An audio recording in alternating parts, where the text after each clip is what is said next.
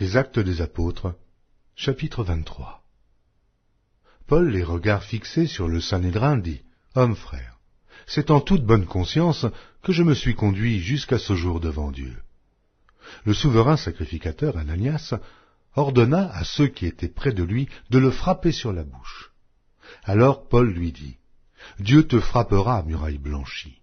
Tu es assis pour me juger selon la loi, et tu violes la loi en ordonnant qu'on me frappe. » Ceux qui étaient près de lui dirent « Tu insultes le souverain sacrificateur de Dieu. » Et Paul dit « Je ne savais pas, frère, que ce fût le souverain sacrificateur, car il est écrit « Tu ne parleras pas mal du chef de ton peuple. » Paul, sachant qu'une partie de l'assemblée était composée de Sadducéens et l'autre de pharisiens, s'écria dans le Sanhédrin « Hommes frères, je suis pharisien, fils de pharisien.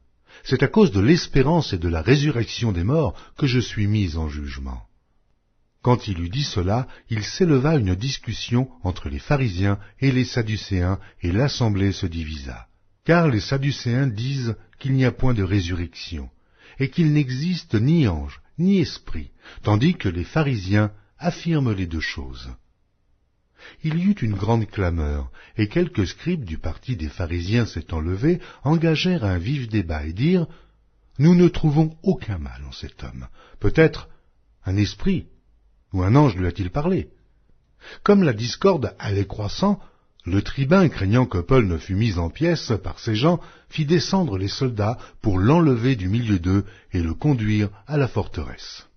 La nuit suivante, le Seigneur apparut à Paul et dit « Prends courage, car de même que tu as rendu témoignage de moi dans Jérusalem, il faut aussi que tu rendes témoignage dans Rome. » Quand le jour fut venu, les Juifs formèrent un complot et firent des imprécations contre eux-mêmes, en disant qu'ils s'abstiendraient de manger et de boire jusqu'à ce qu'ils eussent tué Paul. Ceux qui formèrent ce complot étaient plus de 40, et ils allèrent trouver les principaux sacrificateurs et les anciens, auxquels ils dirent « Nous nous sommes engagés avec des imprécations contre nous-mêmes à ne rien manger, jusqu'à ce que nous ayons tué Paul. Vous donc maintenant, adressez-vous avec le Sanhédrin au tribun, pour qu'il l'amène devant vous, comme si vous vouliez examiner sa cause plus exactement, et nous, avant qu'il approche, nous sommes prêts à le tuer. » Le fils de la sœur de Paul, ayant eu connaissance du guet-apens, alla dans la forteresse en informer Paul.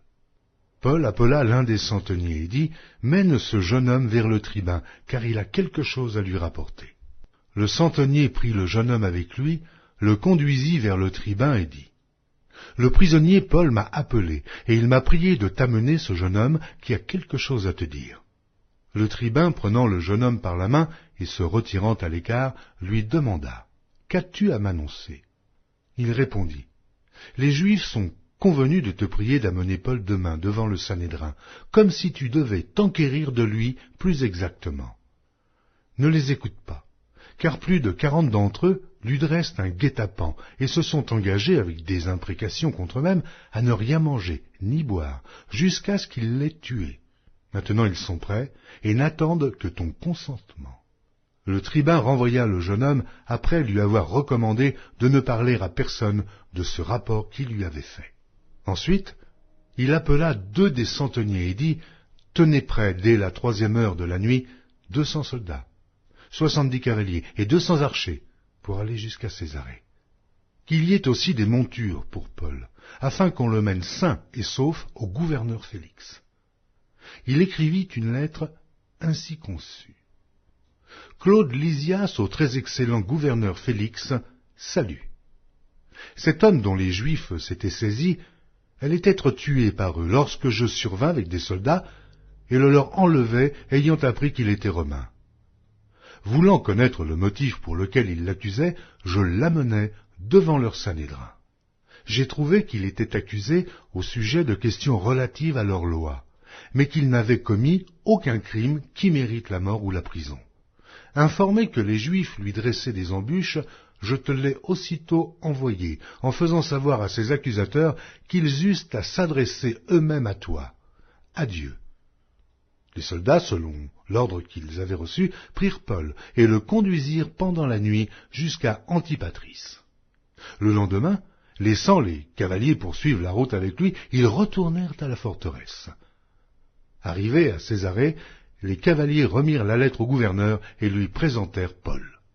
Le gouverneur, après avoir lu la lettre, demanda de quelle province était Paul, ayant appris qu'il était de la Cilicie. « Je t'entendrai, dit-il, quand tes accusateurs seront venus. » Et il ordonna qu'on le gardât dans le prétoire d'Hérode.